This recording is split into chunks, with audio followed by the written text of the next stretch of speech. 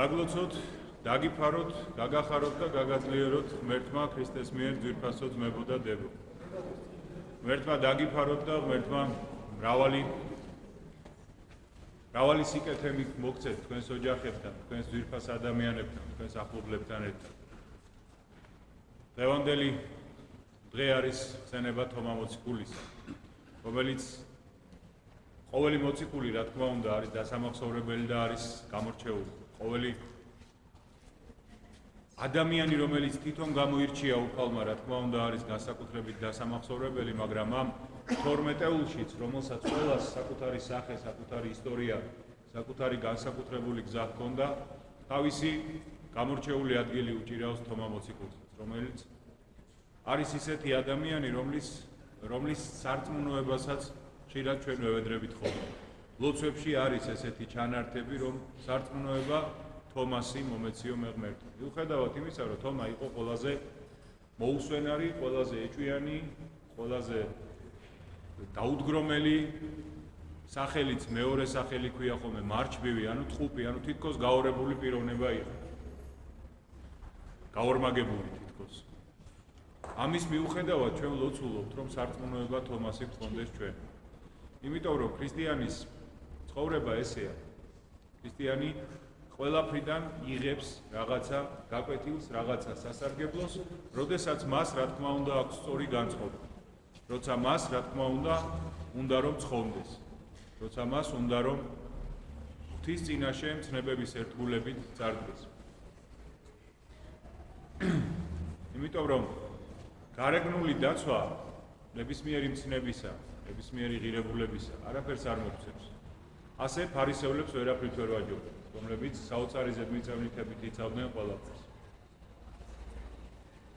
ამიტომ არის სახარებაში თუნდაც ის ჩართული, რომ მრავალი მოვაო ჩემთან და მეტყვიანო, განა შენი სახელით არ ვასწავლიდითო, შენი სახელით არ ვახდენდითო სასწაულებს, შენი სახელით არ ვაკეთებდით იმას, ამას და მე ვეტყვიო, რომ წადით ჩემგანო, მე თქვენ არ გიცნობთ. არ გიცნობთ, იმიტომ კი არა, რომ ღმერთმა რამე ვერ დაინახა და ღმერთმა რამე ვერ შეამჩნია.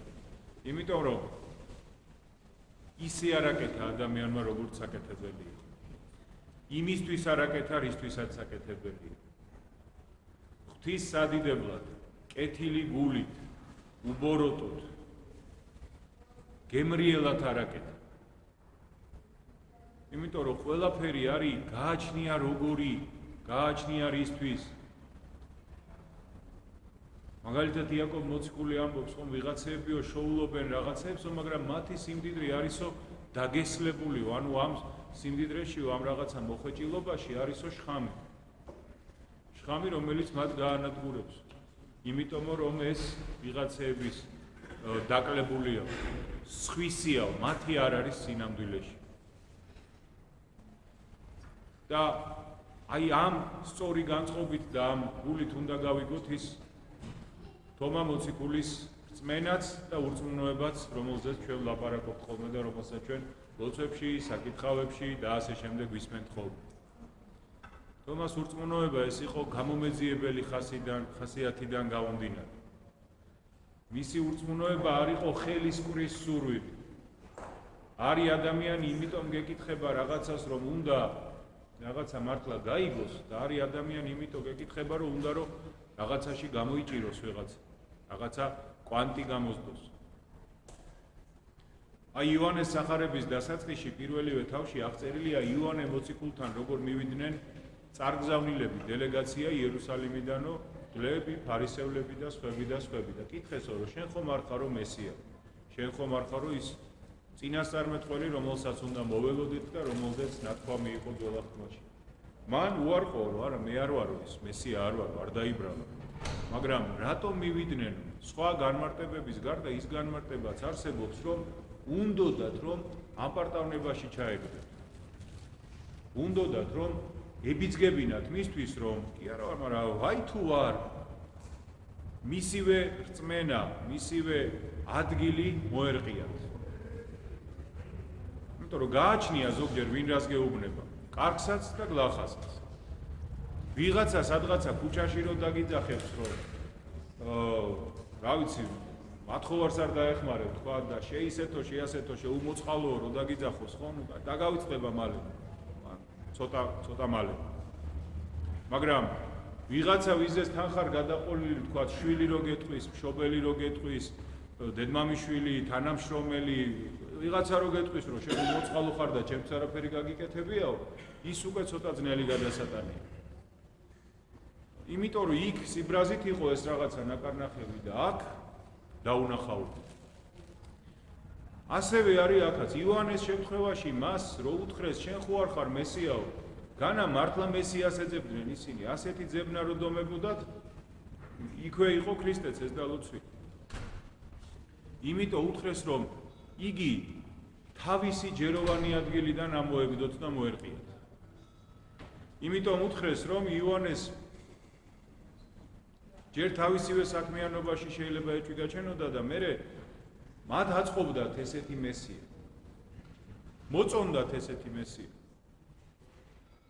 რომ აი რაღაცა ასკეტია მღვდლიშვილია მათ საქმეებში მაინდა-მაინც არ ერევა ეს საერთოდ იქნება უდაბნოში ჩვენთვის ვიქნებით ჩვენ ცხოვრებაზე ეს ნაკლებად აისახება მაგრამ რა არის ადამიანს თუ რაღაცის მიღება არ უნდა რაც გინდა გააკეთე არ მიიღებს იგი ამას იოანეს ღვაწლი და იოანეს პიროვნება და გზა არის ის რომელიც თავად იესო ქრისტემ დაიცვა იოანეს მსახურება იშვიათი გამონაკლისია ახალ აღთქმაში ჩვენ ვკითხულობთ თავად უფალმა როგორ დაიცვა იოანეს პატივი რომ თქვენ ვიღაცა შერყეული უდაბნოში შერყეული ლერწამივით კაცის სანახავად რატო გამოხედითო ეს არისო პატროქი მძღვინვარე რომელსაც ვერავინ ვერ დაშრეც და ეუბნება რომ მოვიდა იოანე არ ჭამდა არ სვამდა და არ მიიღეთო იგი და მოვიდა ძეკაცისა ჭამს სვამს თქვენ გვერდით არის ყველაფერში მაინც არ მიიღეთო იგი უბანთაზე დამსხდომარე ხმებს გავხართო რომელიცო გამლელ გამომლელს უსტვენს მაიმუნებს ანუ არაფერში სიღრმე არაფერში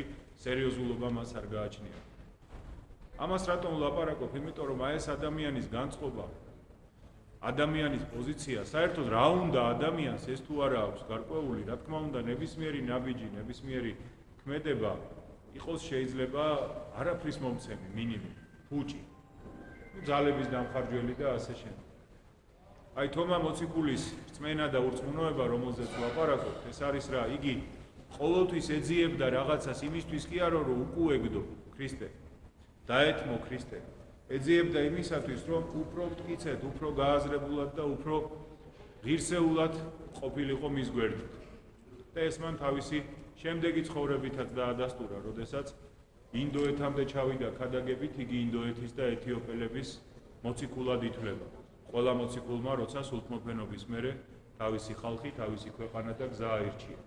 თომა მოციქულმა მთელი, ასე ვთქვათ, აღმოსავლეთ აზია მოიარა და აფრიკის ნაწილიც. და მოწამეობრივად აღესრულა იქ. ამიტომაც ჩვენც ხალხო რაღაცას რომ ვაკეთებთ, გააჩნია რა აზრით, რა გულით, რა გონებით, რისთვის ვაკეთებთ. ისე არაფერი არ გამოდის.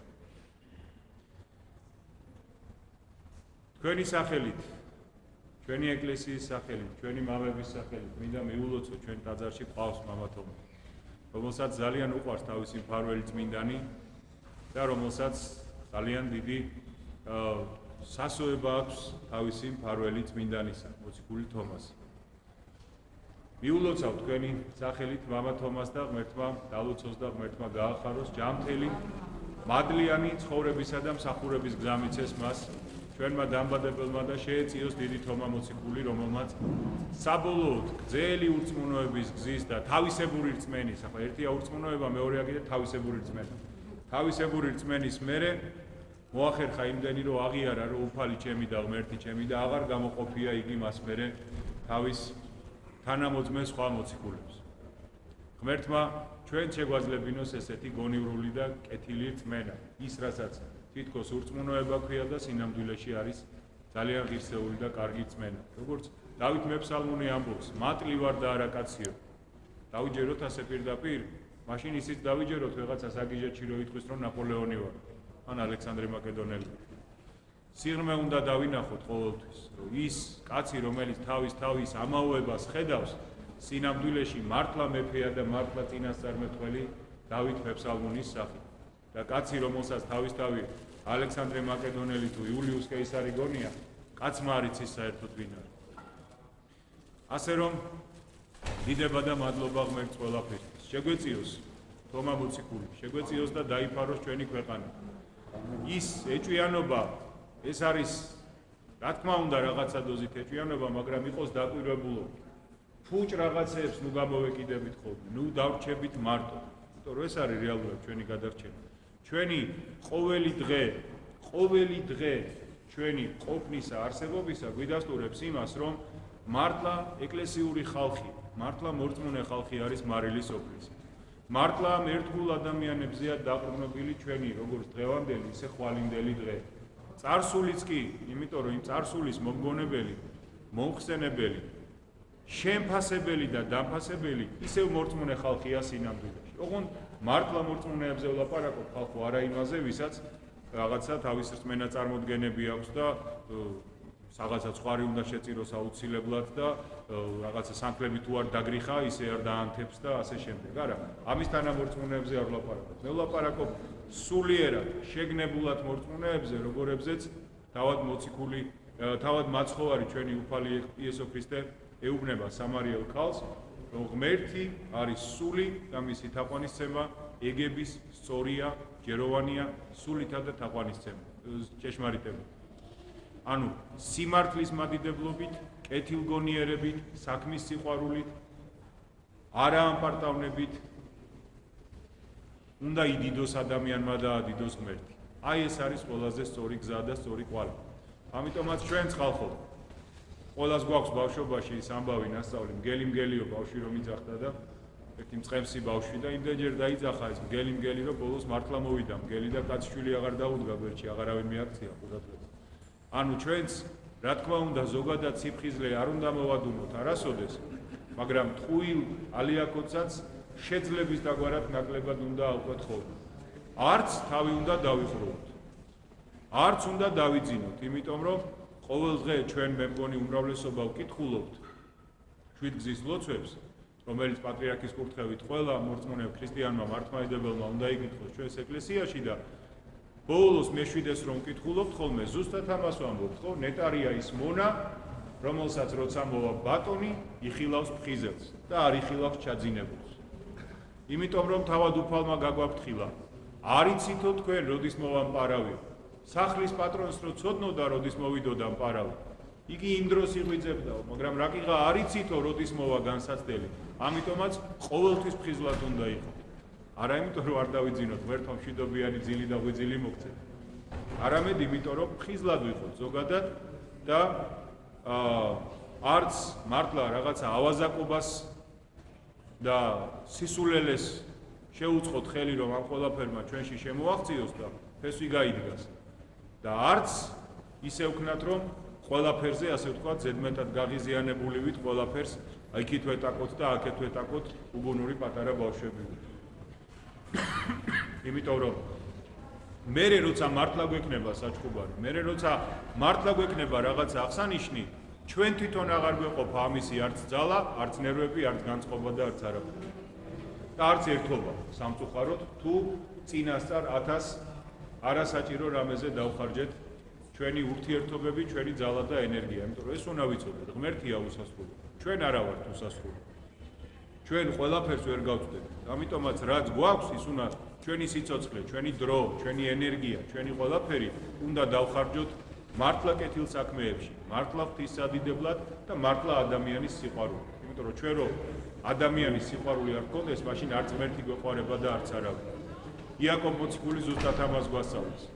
თუ ხილული ძმა არ გიყვარსო შენ, როგორ მაჯერებო, რომ შენ თურმე უხილავი ღმერთი ხალსო შეყვარებული. ამიტომაც აი აქვე ჩვენ გვერდით ყოფებს გაუფრთხილდეთ. ნუ მივაყენებთ ნურანაირ შეურაცხყოფას. ნურანაირ აგდებულ მიმართვას ნუ ვაკადრებთ ერთმანეთს. შეიძლება რაღაცა მომენტში მართლა წდებოდეს ადამიანი, მართლა ეშლებოდეს ადამიანს და მართლა ცუდი რაღაც ხდებოდეს, მაგრამ იმასაც ადეკვატურობა ჭირდება, იმასაც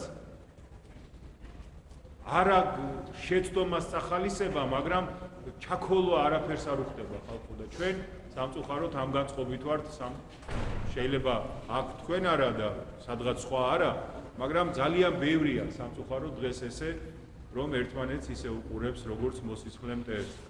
ეს ნამდვილად არ არის ხალხო გამოსავალი. პირიქით, ჩვენი სიმტკიცით, ჩვენი ერთობით ეკლესია ვფიქრობდი ამ დღეებში მიუხედავად იმისა, რომ რამხელა უბედურებები გადაიტანა ეკლესია, დევნა, 1000 სექტა, საუკუნეების განმავლობაში, 1000 მწვალებლობა, 1000 ცრუ მოძღვარი, 1000 ჩანერგილი ადამიანი, 1000 ავადმყოფი და სულელი მართლა რა.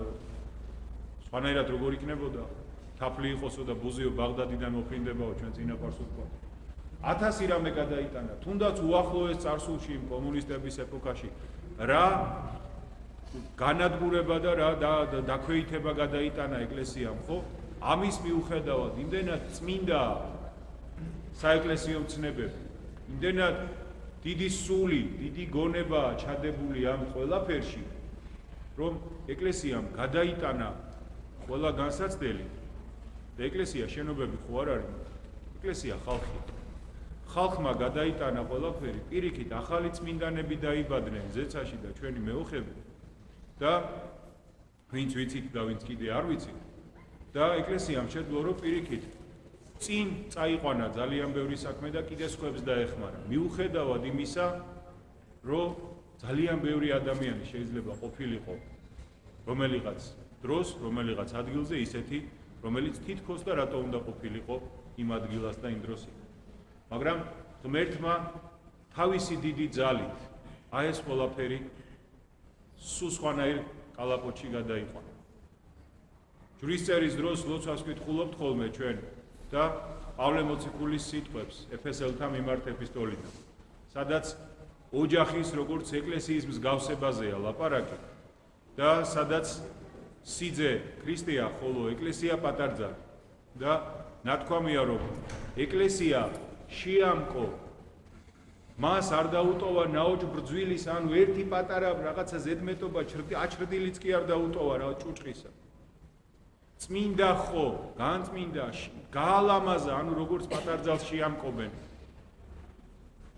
და ესე წარუდგინაო თავსათვისა. აი ესეა ხალხო, ჩვენ მთავარია აი ამ წიაღს, ამ მაცხოვნებელ ცნებებს, ღირებულებებს, რაც არის არ ყავდეს სხვა ღმერთი, არ გააჩინო არაფრისგან კერპი, ერთი დღე გადადე და სიწმინდეზე იფიქრე, შობელს პატივი ეცი, არ მოიპარო, არ მოკლა, არ იმრუშო, არ შეგშურდეს, აი ამ რაღაცა მთავარ ღირებულებებს ადამიანი არ მოწყდეს, არ დაივიწყოს, არ გადავიდეს შუაზე და რა განსაცდელებიც არ უნდა იყოს, ყველა განსაცდელს მაინც ღირსეულად გადავითანთ ჩვენ. და ერთობაც გადარჩება და ქვეყნის ხვალინდელი დღეც სხვანაირი იქნება. იმიტომ რომ დამოუკიდებლობა ხალხო სხვაგან არ არის, დამოუკიდებლობა არის ისევ ჩვენში. თავისუფლება არის ისევ ჩვენში. უფალმა თქვა, სცანთ ჭეშმარიტება და ჭეშმარიტება განთავისუფლებთ თქვენ. ჩვენ თუ ესე ორი ბატონის მონობა გვინდა, თან არასაეკლესიო მცნებებით, არალიტურგიული ცხოვრებით, წირვის, ზიარების, აღსარების და აი ამ ყველაფრის გარეშე გვინდა ვიცხოვროთ და თან თავისით გვინდა რომ ყველაფერი მოწესრიგდეს, არ ხდება ესე, უფალი არ გვატყუებს ჩვენ. უფალმა რაც გვითხრა რომ ეს იქნება ასე. ეს არის სწორი ასე. ეს გააკეთეთ და ნახევრად ისე, ნახევრად ასე, რა ვიცი, ყველამ თვითონ იცოდეს და ღმერთმა ყველა შეიწყალოს ჩვენ ყველასი გადარჩენა და გახარება გავიხარდება ვის მაგიერი ჩვენ რა დაგვემართება რა, სხვისი მოგვემატება თუ სხვისი მოგვაკუპება. ყველას თავისი აქვს უფლის წინაშე ყველაფერი. ამიტომაც ჩვენ აი ამ ერთობას გაუფრთხილდეთ. ეკლესიის მშვიდობას გაუფრთხილდეთ. ჩვენ სულში, გულში და გონებაში პატიოსნებასა და მშვიდობას მოუფრთხილდეთ. ჩვენს ოჯახებში მეუღლეები, შვილები, მშობლები ერთმანეთს მოუფრთხილდეთ. კიდევ ვიმეორებ ის გამოთქმა, რომელიც მithქვამს ხოლმე და კიდე გავიმეორებ, ძალიან ბევრი უნდა დაკარგოსო ადამიანმა, რომ მიხვდესო რა ცოტა ჭირდებაო. რა მარტივია ერთი მეორის გახარება, რა მარტივია ერთი მეორისთვის ზოგჯერ წყნარი და მშვიდი ურთიერთობით. და ამ დროს იწყებენ ადამიანები იმას ისე, ამას ესე და ისე გავართულებთ, რომ მე ერთი ცნობილი გამონათქვამისა არ იყოს, აღარ მინდა სიმართლე, დავიღალე სიმართლე. აი ესე იქნება მე ბოლო. იმან რა თქვა, ამან რატო თქვა, არ მორჩება ესე საქმის გარჩევა. ამიტომაც ვირფასებო, ვიყოთ მშვიდად, ვიყოთ მარტივად და სულიწმინდის ნაყოფიო, ყველა ლოცვანში, ყველა ხოსახში გვაქვს ლოცვანი, რომ გადავშლით. ჩამონათვალი როა ხოლმე 9 ნეტარება, 10 მძნება, 3 საფრთხო, სათნოება, რწმენა, იმედი, სიყვარული. იქვეა ხოლმე ჩამონათვალი. ნიჭები და ნაყოფნი სულისა წმინდისა. ეს ჩამონათვალია ხოლმე.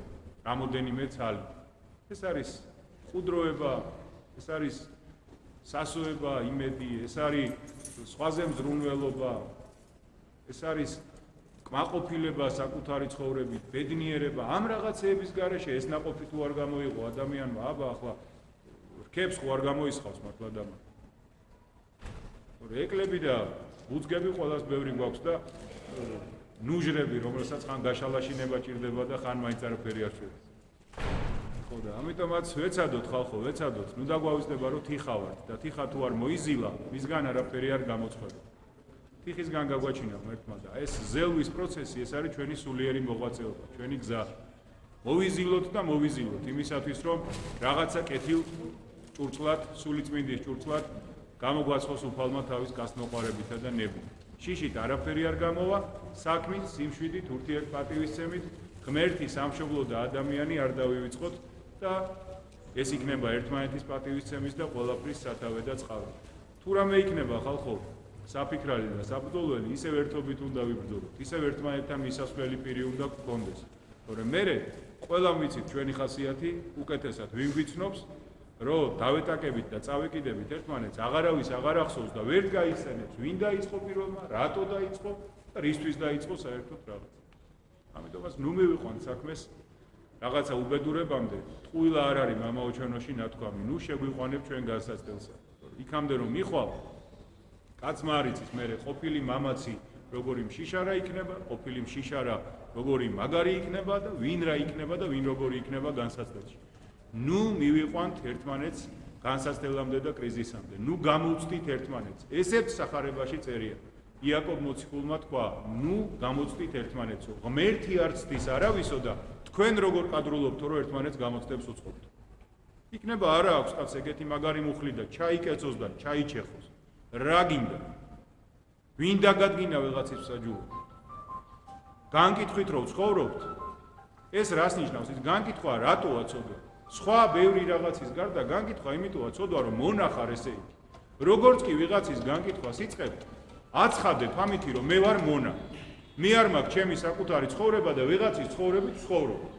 ის რას იტყვის, ის როგორ მოიქცევა, ის როგორ ჩაიცმევს, ის რას გააკეთებს, იმაზე ვარ დამოკიდებული. იმაზე ვლაპარაკობ და იმითი ვალაგებ საერთოდ რა უნდა დღის წესრიგი როგორ შევადგინო. მონახარ ესე იგი, არ ხარ გათავისუფლებული. დამოკიდებული ხარ ვიღაცებზე და რაღაცებზე. ქრისტიანობა არის თავისუფლება. რამდენად თავის უფალი და თვითმყოფადია ადამიანი. ამიტომ დავანებოთ ერთმანეთის ხელის გამოღადვრას თავი, გვიყვარდეს ერთმანეთი, ჩვენ ერთმანეთის მეტი ვინ რა ჭკუაზე ამის მიუხედავად არავინ არ გვაბადია. არც ეკლესიაში და არც ქვეყანაში. ვიყვარდეს და გაუფრთხილდეთ ხალხო ერთმანეთს. გავპატივიცეთ ყველაფერს როგორც ეკუთვნის. გაიხარეთ და გაძლიერდეთ. მე მინდა რომ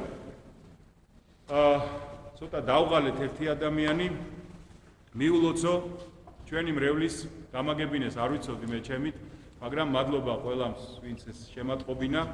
ჩვენი მრევლის უხუცესი წევრი ბატონი გრიგოლი მინდა გამოვაცხადო, სად არის აქ იყო? გავიდა ისე ხო და დაგეჯინათ ერთი მე. არა უშავს. გეტყვით მანამდე, თვითონ თავის ამბავი ხო იცის კაცო და მე ვიტყვი ორი სიტყვით. მე როგორც მითხრეს, ჩვენი ტაძარი, ანჩისხატის ტაძარი გაიხსნა 88 წელს. 88 წლიდან, აი ტაძრის გახსნის დროიდან ბატონი გრიგოლი ამ ტაძრის არის განუყრელი შვილი, ერთგული შვილი, კეთილმსახური ადამიანი, ლოცველი კაცი, მოსიყვარულე ქართველი ადამიანი. ადამიანი, რომელიც როგორც მითხრეს, წლების განმავლობაში აწესრიგებდა უამრავ რამეს ჩვენი ტაძრისთვის. სანთლებს ალაგებდა, ხატებს ალაგებდა, 1000 რამეს აწესრიგებდა და აი ესეთი გურამდო ჩანაშულს რო დავესესხოთ, ჩუმ კარგი კაცი იყო. და ჩუმ კარგი კაცი არის ეხლა და ჩუმ კარგი კაცი ამყოფოს ღმერთმა მრავალჯამიერ. დღეს იგი გახდა გუშინ გახდა გრიგოლ ხანძთელის ხსენების დღეს, გახდა 87 წლის. შეგვეციოს ყველა წმინდა. მომდევნო კვირის განრიგი იქნება ჩვეულებრივი. არ იქნება რამე გამონაკლისი, სამშაბათს ლოცვა, ოთხშაბათს წირვა, გასული კვირაკის უწირვები გქონდა ყოველდღე, მაგრამ ამ კვირაში ჩვეულებრივ გვექნება როგორც გვაქვს ხოლმე. სამშაბათს ლოცვა, ოთხშაბათს წირვა, ხუთშაბათს პარაკლისი, პარასკევს ლოცვა, შაბათს წირვა, შაბათს ისევ ლოცვა და მომდევნო კვირას წირვა უფლის მადლითა და შეწევრით. ჩვეულებრივ დროს 16 საათზე ლოცვები და 9 საათზე წირვები. გაიხარეთ და გაძლიერდით. ჩვენთან არის ღმერთი.